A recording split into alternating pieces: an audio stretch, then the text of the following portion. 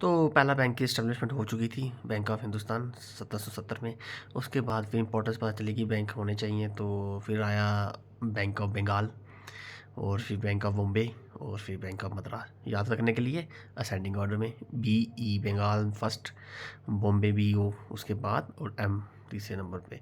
बंगाल आता है आपका 1806 में, और बॉम्बे आता है 1840 में, और मद्रास 1843 में आता है।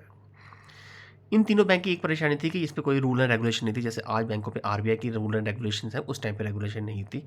तो फर्स्ट टाइम इंपॉर्टेंस पता चली कि कुछ ना कुछ वहाँ अपनी मनमाजी कर रहे थे उस टाइम पे, तो लोगों को लगा कि कुछ ना कुछ रूल एंड रेगुलेशन होनी चाहिए। और स्पेशली जब ग्रेट डिप्रेशन आता है इकोनॉमी में 1929 में इकोनॉमी में ग्रेट डिप्रेशन आता है, जिसके कारण ग्रेट डिप्रेशन क्या था, दुनिया की इकोनॉमी डाउन पे थी, नेगेटिव थी।